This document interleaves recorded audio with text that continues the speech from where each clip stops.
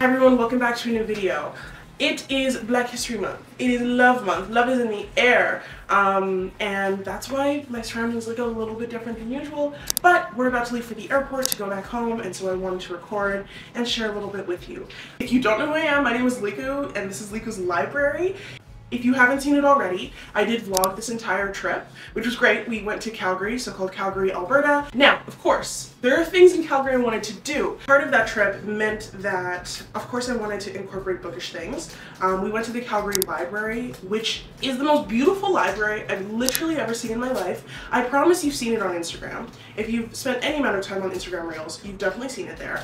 And then one of our community members, Amy, gifted me a book, which he came to get us from the airport, which was so nice. And then I went to this bookstore called Slow Burn Books, which was so beautiful. And it's a bookstore dedicated exclusively to romance books. Now y'all know I love like anti-racist social science books and smutty romance books like high fantasy or like rom-coms. I love a good slow burn. I love a good enemies to lover. I love a good friends to lover. Oh, obsessed. So again, with it being Black History Month, I wanted to feature Black authors within the romance genre and then share that mini book haul with you here, and that's what we're doing. I also really wanted you to see how beautiful this wallpaper is. I'm not usually a huge fan of wallpaper, and like the couch matches it. I think it's adorable, you know?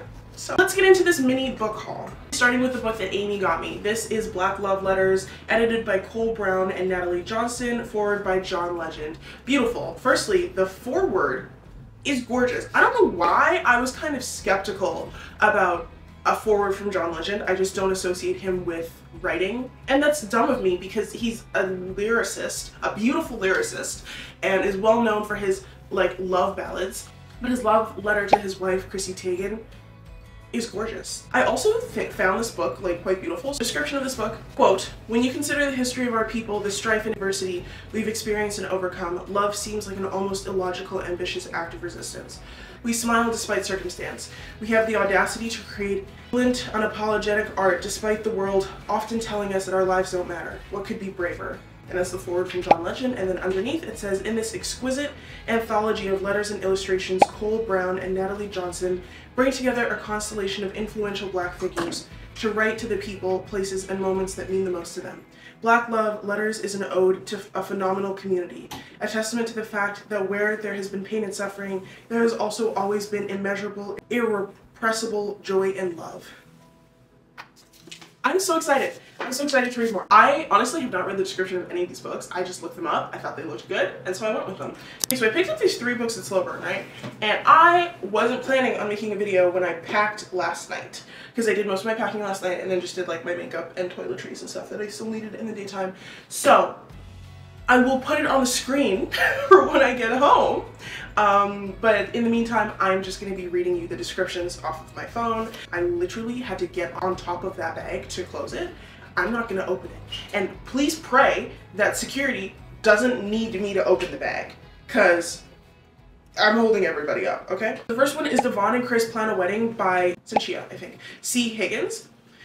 And the description on Goodreads. This is a queer Black love story, and I'm really, really excited to read it. I went through a lot of their online catalog and just chose a bunch of stories by Black authors featuring Black and racialized casts. They did have one that they recommended to me. I took a photo of it and I'll put it on the screen, but I ended up not going with it. I think it was a new release because I had these on my TBR for a lot longer.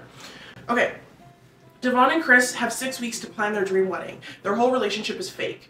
Instant I do could be Chris Zavala's big break. She's right on the cusp of really making it as an influencer. So a stint on reality TV is the perfect chance to elevate her brand, and $100,000 wouldn't hurt either. Devon Miller is just trying to break out of her shell. She's sort of neglected to come out to her mom for years, so a big splashy fake wedding is just the excuse she needs. All they have to do is convince their friends and family they're getting married in 6 weeks. If anyone guesses they're not for real, they're out. Selling their chemistry on camera is surprisingly easy, and it's still there when no one else is watching, which is an unexpected bonus. Winning this competition is going to be a piece of wedding cake, but each week of the competition brings new challenges, and soon the prize money is not the only thing at stake. A reality show isn't the best place to create a solid foundation, and their fake wedding might derail their relationship before it even starts.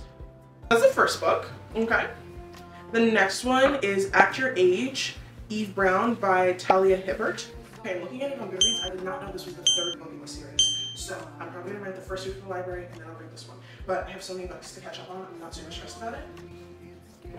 The description is, in Act Your Age, Eve Brown, the flightiest Brown sister, crashes into the life of an uptight B&B owner and has him falling hard, literally. Eve Brown is a certified hot mess. No matter how hard she strives to do right, her life always goes horribly wrong, so she's given up trying. But when her personal brand of chaos ruins an expensive wedding, someone had to liberate those poor doves. Her parents draw the line. It's time for Eve to grow up and prove herself, even though she's not entirely sure how. Jacob Wayne is in control. Always. The bed and breakfast owners on a mission to dominate the hospitality industry, and he expects nothing less than perfection. So when a purple-haired tornado of a woman turns up out of the blue to interview for his open chef position, he tells her the brutal truth. Not a chance in hell. Oh, Jesus. Then she hits him with her car. Supposedly by accident. Yeah, right. Now his arm is broken, his B&B is understaffed, and the dangerously unpredictable Eve is fluttering around trying to help. Before long, she's infiltrated his work, his kitchen, and his spare bedroom. I love close proximity. I love enemies to lovers plus close proximity. It's my favorite trope. And and the two people who are on vacation, for some reason, they hate each other. And then for some reason, the hotel messed up, so there's only one room left with one bed. Oh no. Obviously they end up falling in love. I essentially just described The Unhoneymooners by Christina Lauren if you haven't seen it. I love it. I literally cannot get enough. So when I hear there is a spare bedroom, I'm in. Love Theoretically was also like this recently, and I was like, ooh. Ooh. Okay, before long, she's infiltrated his work, his kitchen, and his spare bedroom. Jacob hates everything about it, or rather, he should. Okay. Sunny, chaotic Eve is his natural-born nemesis, but the longer these two enemies spend in close quarters, the more their animosity turns into something else. Like Eve, the heat between them is impossible to ignore, and it's melting Jacob's frosty exterior. Period. Before I Go by Kennedy Ryan is the one I heard the most, is the best. And they had one left and it was on sale and I was like, okay, I have to get it. Their love was supposed to last forever, but when life delivered blow after devastating blow, Yasmin and Josiah Wade found that love alone couldn't solve or save everything. It couldn't save their marriage. Yasmin wasn't prepared for how her life fell apart, but she's finally starting to find joy again. She and Josiah have found a new rhythm, co-parenting their 2 kids and running a thriving business together. Yet like magnets are always drawn back to each other, and now they're beginning to wonder if they're truly ready to let go of everything they once had. Soon, one stolen kiss leads to another, and then more. It's hot. It's illicit. Ooh, it's all good until old wounds reopen. Is it too late for them to find forever? Or could they even be better the second time around? Award-winning and best-selling powerhouse author Kennedy Ryan is at her absolute best in this compelling, scorching novel about hope and healing and what it truly means to love for a lifetime. All right. This is like my little mini book haul.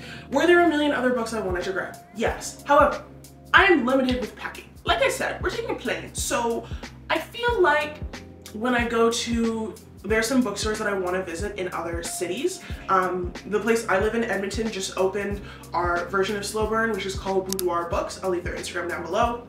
Go check them out if you're local. They literally opened on Valentine's Day while we were in Calgary, and I'm so excited to like check out their space. They're in Manchester Square, which is just north of downtown, and they are a romance section as well. I found out Saskatchewan has one, which like, it's gonna be a hard sell to get me in Saskatoon, I'm not gonna lie to you. However, there are several bookstores across the country. I found out that Ontario is like hoarding all the black-owned bookstores. We have none on the West Coast.